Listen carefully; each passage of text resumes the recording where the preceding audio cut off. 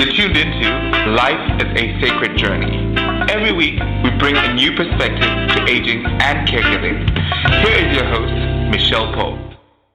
Good morning, everybody. Good afternoon or good evening, wherever you are in the virtual neighborhood of Life is a Sacred Journey.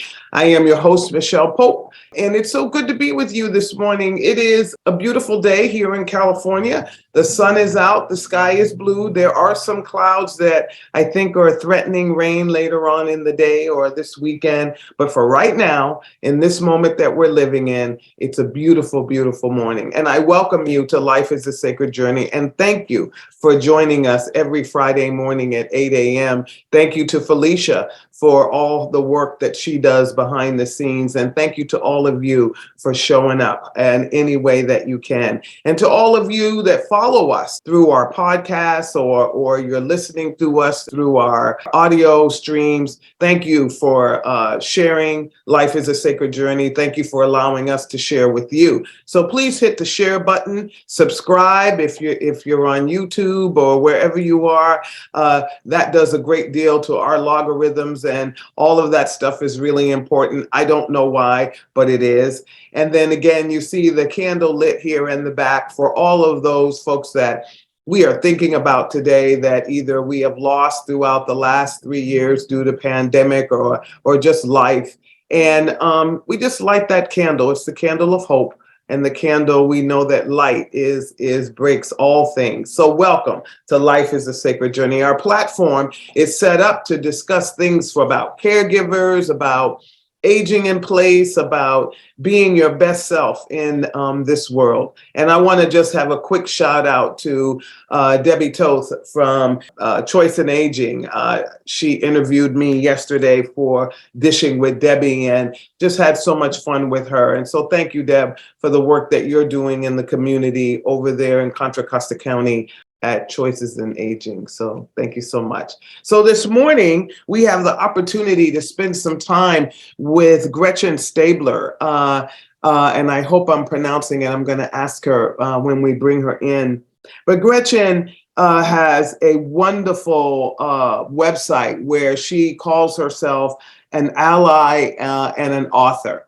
She has an amazing book that she has written, Mother Lode, Confessions of a Reluctant Caregiver. And it's a beautiful story about her life and then having to move across country to care for her mom. And I loved it because she talked about menopause and adolescence and all of those things. She has a website where she gives affirmations and recipes and advice just from her life experience. Remember, we always say here at Life is a Sacred Journey, we're not trying to shove any kind of politics or any of our understanding. We're just trying to share. So maybe our story or the stories of the folks that come to Life is a Sacred Journey will help you in your journey as you age in place, as you become a caregiver, as you just live. So I want to welcome this morning to Life is a Sacred Journey, Gretchen, and I believe I'm pronouncing it correctly. Gretchen, please correct me if I'm wrong. And I believe it's Gretchen Staebler. Staebler is correct. You're exactly right. And it's so nice to be here, Michelle. Great, those great phonics classes back in the day when. Exactly. So welcome to Life is a Sacred Journey. And thank you so much for telling your story. I think that, all of us are living through a time where we're aging in place, where we're, I always say aging in place sounds kind of silly. It's that we're living in place, we're having to live and aging is just a part of that if we get the blessing to live a long life. Some people don't think so, but for me, I think that the opportunity to live into all this glorious times that are yet to come is really a blessing. So I really loved your book, and I haven't read all of it yet, but the parts that I did get a chance to look at were, it's just, I love the way you describe your relationship with your mother, moving from one area of the country to back to where you were raised and your childhood family house. And then this, everybody assumes we always like our family members, right? That we always are like madly overjoyed and in love with them. And that's not so. Sometimes we have ebbs and flows in relationships. And so would you just kind of talk about all of that and introduce the Life is a Sacred Journey family to you, Gretchen, and to your book, The Mother Lode, and just how you got there?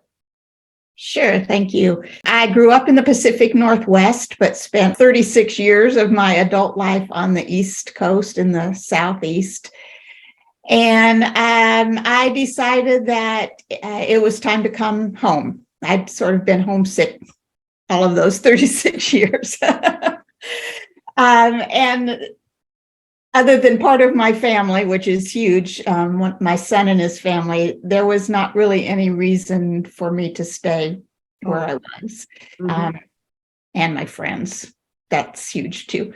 Yeah. But my mother was 96 in 2012, and she was great, but she was beginning to decline. I mean, how can you not? My younger sister had also moved back from the East Coast to the West Coast 10 years earlier, but she had a business and she was about to do more than her share, if not already. So all those things coming together felt like it was time for me to make my move. And my daughter also lived in Seattle, so that was another incentive. But I didn't want to be a caregiver. That was not really my personality. And I'd been not estranged by any means from my mother, but not in close contact either. So I was very anxious about doing that. I had come with my sister 10 years earlier when she moved to help her get settled. And when I went back home, I thought, thank goodness, that's not me. And now here I was doing it, but I was only going to do it for a year. I had a plan. Yes. I'd get her settled. My sister and I'd get her settled in assisted living or some kind of facility where she could get more attention and help as she aged. And then I was going to move on, not far away necessarily, but this live-in caregiving thing was not my forever, for sure. Well, things don't ever turn out according to plan. I always say, don't speak it out loud or think it, because the universe is going to. Exactly. So I ended up staying about 4 years in the house with her. And then we did move her, and that story is in the book, how that went. But she was 6 weeks short of 102. The anniversary of her death is coming up in 3 weeks. So the 5-year anniversary. So she's been gone 5 years. So I just decided some time ago, actually, that this story needed to be written down. So that's what I did. Your website is so beautiful. It was so great to see the photographs of a life. I think that we forget that there's so many seasons, there's so many things that happen in a person's lifetime. And when you begin to see the collages, so I invite you to go to Gretchen's website and you just see this life popping off. You don't even have to know the incident, right? I mean, or what was happening, but you can kind of get a feel for it. And, I just really honor the tribute that you have made to your mom. And it's not easy being a daughter, ever, I don't think. I have a daughter, and I realize that our relationship, while loving, caring, and we're very connected, it has its moments where we are being women, and whatever that means, right? But that the love surpasses all, and we rally for each other whenever we need that. So you did that, and moments in the caregiving where. And every caregiver out there has experienced this, and you talk about this in your website and your blog. Some of us aren't made to be caregivers in that way. And even though we're doing it, there are moments that it's like, yuck. Why? Ick. And can you speak to that? Because I think we need to give people permission to be free to feel that and know that that's okay. Exactly. And that, Michelle, is why I wrote the book. I have loved memoir for a long time. And so when this happened, I realized I needed to find out how other people managed this. And all I could find were books that were written after the story ended, which is really how you write memoir. You're supposed to leave some time, maybe a good bit of time, so that you can get perspective and see how you changed and see the arc of the story. But I kind of used childbirth as a model. You know, during childbirth, you think, I'm never ever going to do this again. And as soon as the baby comes out, it's like, wow, I can't wait to do this again. You know, you quickly forget trauma like that. Yes. And I was glad to see that these authors got through it and came out on the other side. But I really didn't care at that moment. I wanted to know how they got through the days. And I didn't find that book.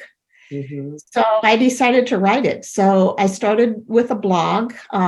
Actually, I didn't decide to write the book. I decided to write the blog and then realized I needed to write the book. So the blog was sort of my journal. It was called Daughter on Duty. And I developed a good following of people who were just so grateful to know that they weren't alone in wanting to run screaming and never come back, you know, and who screamed at their elderly mother and then, like me, thought, what's the matter with me?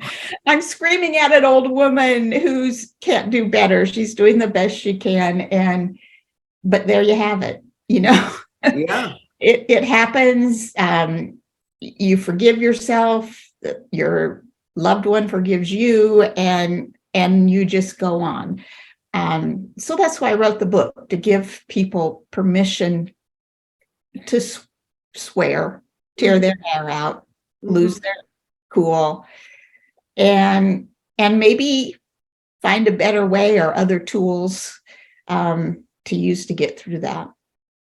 I love also Life is a Sacred Journey family. Gretchen has put together on her website a book club kit. So that is another way that caregivers out there, as you purchase this book, either on the website or through whatever places that you purchase your books, you will then have the opportunity to pull other people from your life that are caregivers, because you'll be surprised how many caregivers you know. And some that are silent caregivers that don't say very much, and others that, you know, you really know what's going on. And it's a great opportunity to create that connection, support for each other, and not in the traditional support group kind of way, but in a way that creates relationship between other people. Because I really felt on Gretchen's website, I knew her only because she writes in such a way that draws you into the story. She is telling her story, and it's fascinating, but it also, you're like, she could be my neighbor. You know, she could be you for all you know. And so that's what these kind of books, what Gretchen is talking about. I love all the books that I have. I read all kinds of books about caregiving, but it's the ones that tell the story and draw you in and help you to see, you know, that this could be you. It might be you down the road, or there may be somebody in your life that's going through this experience right now. And as she said, it's okay to lose your cool as long as you're not physically hurting anybody. And yes, you're going to feel a little guilt after, and maybe you can cry. And in the shower, remember I told you the shower is not just for bathing; it's a great crying place, cleansing, and then you move on to the next day, to the next moment, to the next second, and love yourself and love your caregiver. So you decided to put together a blog, though, that has an incredible resource page. And I want to talk about that a minute, because there's recipes, there's affirmations, there's all kinds of things. Gretchen, that is an amazing cornucopia of just Like makes you feel warm and fuzzy. So why all of that? I think my sister actually had that same questions, like, you've done this for 6.5 years, aren't you ready to move on? But I consider those 6.5 years like graduate school. I learned something. I learned so much, and other people helped me so much through their books and their own blogs. And I just felt like, I don't want to call it an obligation. I'm not sure I believe in obligation, per se, but I really wanted to give back and to use what I had learned. Otherwise, I kind of feel like the first half of my 60s were just like down the tubes, like years gone that I couldn't get back. And this was a way to use those 6 years for good, I hope. So I call myself a caregiver ally, and my website hopefully provides resources and stories. There's lots of stories. Yeah. In fact, people who enjoy my book are glad to find that there are deleted scenes. Yes. In my book, I had to cut, tens of thousands of words from the story, and some of those were pretty darn good stories. So you can find them on my website too. And the recipes all have stories with them about my mother. I know, it's so cool. I love that. I have a book, another cookbook. I think somebody gave it to me a while back, and it's Maya Angelou, and she has her recipes with her stories next to it. I love that. It makes the cookbook something more. It's, even though it's very interesting to cook, but it adds another layer to it. So how have you changed? How has this experience manifested in your journey, your womanhood, your existence? I can do hard things. So that, and not that this is the first hard thing that I've ever done. I've done some pretty hard things, but this one was probably over the top, and everybody survived it more or less. I always wanted to write a book, and now I have. Well, I wouldn't say always wanted to, but I have dreamed of being an author and a writer, and having a turret, with a 360-degree view, and I just sit and write all day long. It's like, yeah, well, that's not really how it happens, but but I do have a book, and that's pretty exciting. I have a 4-year undergraduate degree, with which I'm glad to have the degree, and you never know how going to college changes you and enriches you and enlarges your perspective. But I never really used the actual degree for anything. When I was 40, I got a graduate degree in counseling and school counseling, and I was a school counselor for a year. And then I moved on to other jobs. The first one or two the degree helped with, but then I went into communications, and I was really writing, not using that degree again. So this time I feel like I'm using my degree. I'm 70 years old, and I'm actually using my degree, which I have no diploma, but and that feels really good. Yeah. And to live to, do these things, I hope all of you that are out there, men, women, but really for women, I want to say, because it looks like we allow in our culture for men to experience their aging in a very different way. We always say, oh, he's a dapper looking gentleman, older gentleman, or we really applaud men have babies in their, 7, whatever. Okay, so there's always ways to pat them on the back, and I love you men out there, and those of you that are my followers, thank you so much.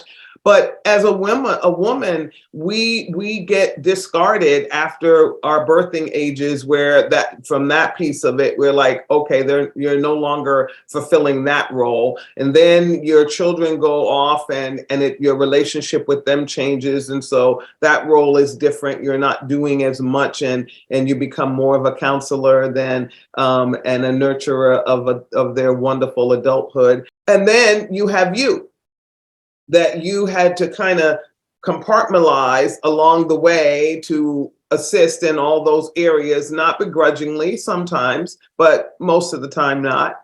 And here you are. And then what do you do with this time that you have left other than work? And work is a good thing if you've dropped into something that you really love, and then you can continue to do that into your winter season of life.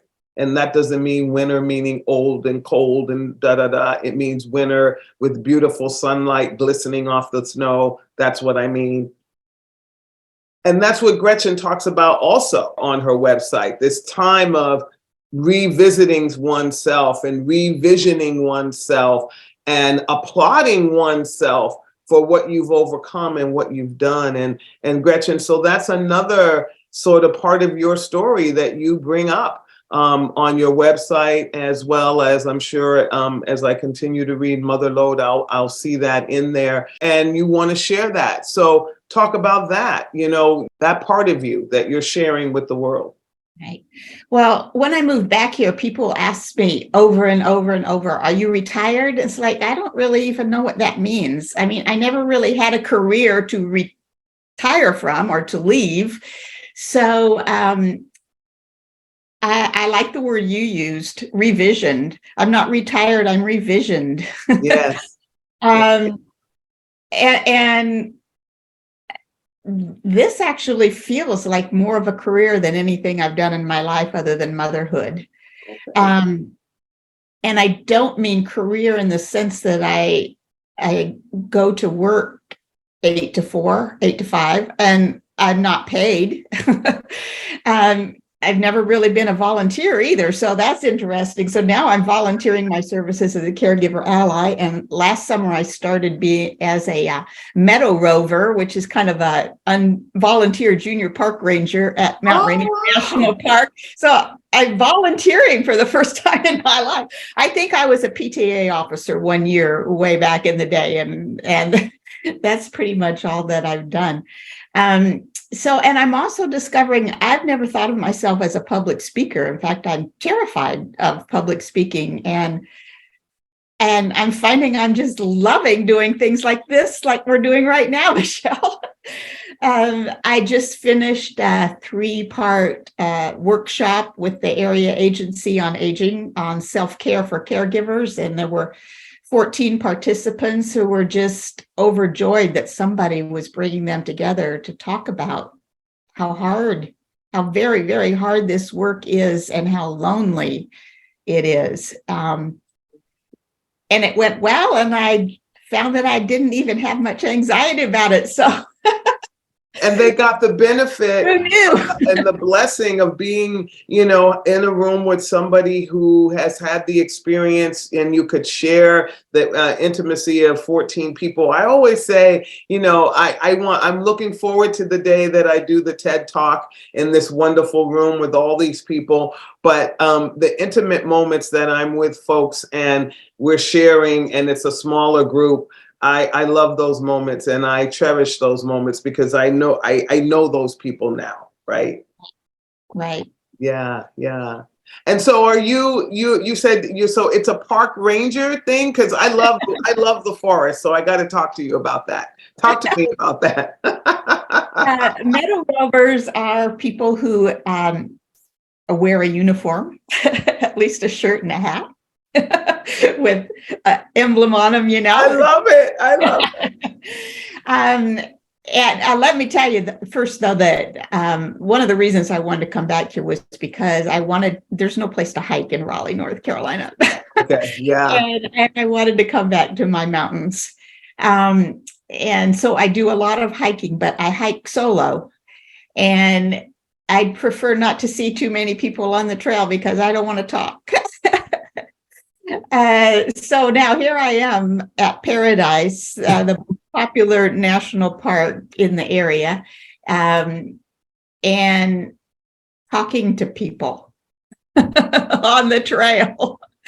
So what we do is we walk around, answer questions, tell people to stay on the trails and off of the meadow, and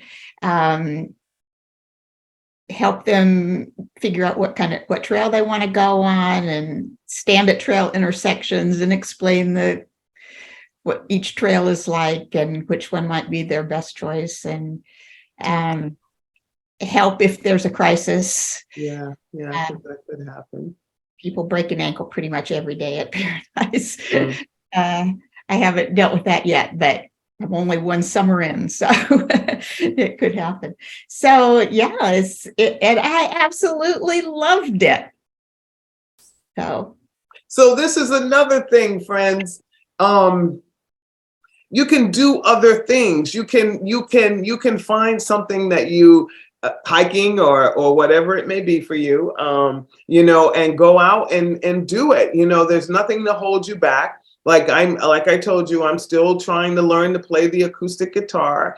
I'm not very good at it yet, but it doesn't matter. It's not about, I'm not trying to be a part of a symphony. I just want to learn how to play it and play a tune. Like I said, my goal, I told my teacher, my goal is to, Gretchen, be able to play a little lullaby for my first grandchild. So I have a little time to wait for that. I got a couple more months, so I have time. But at the end of the day, I didn't go and buy a cheap guitar with the idea that I wouldn't be able to play it. I'm in there with the idea that I'm going to be able to play it. So just do something that's different. Tax your brain, tax your heart, and tax them in ways that just make you start going, ooh, life.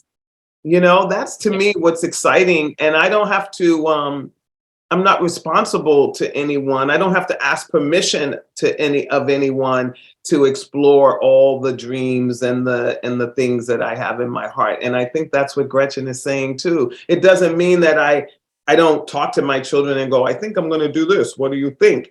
And they tell me, and then they might say, Mom, and I might go, I'm doing it anyway. and to get back to caregiving, that's one, I think, of the most important things a family caregiver can do is to have boundaries. Yes. And I talk in the book about yoga was my not going to change that. That was my line. There were times that I had to miss my weekly yoga practice because my mom was in crisis, but I did, when she had part-time caregivers, made sure that they were always here on my yoga day.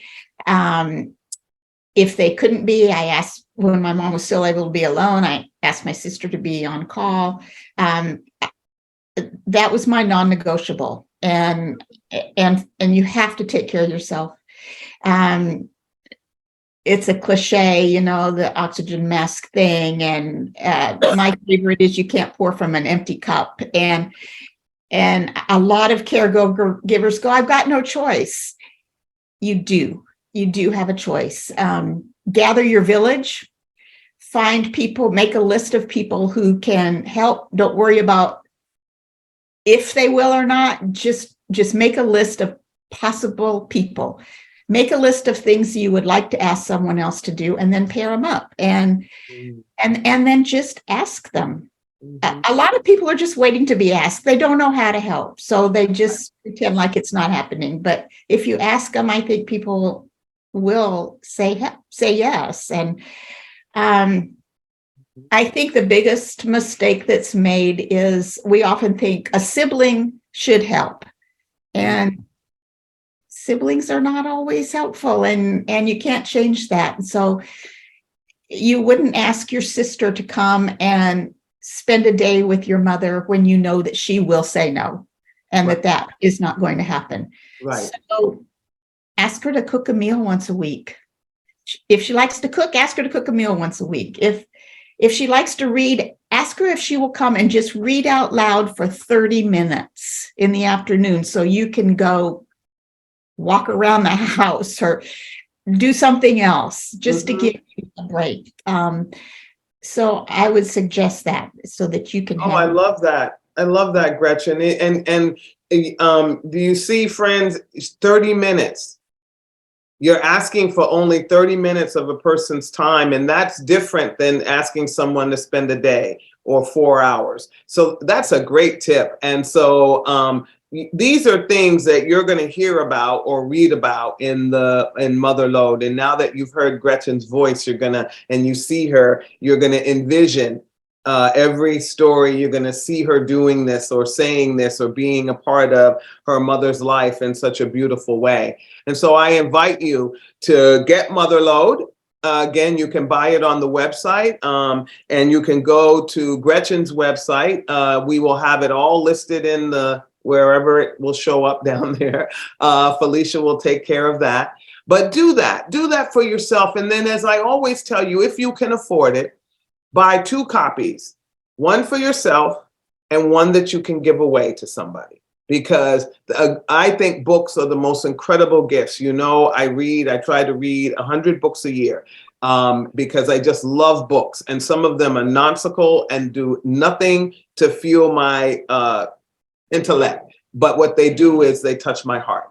And so find books that when you buy them, buy one for someone else and share it. And keep one for yourself. And then hold on to your book, because Gretchen might come to your neighborhood, or you might be in her neighborhood, and you might go somewhere and you see Gretchen because she has these. I'm going to ask her this last thing. I saw her, and it's wine and book reading thing that she was doing, and she might be there and she can sign your book for you. Gretchen, tell us about that.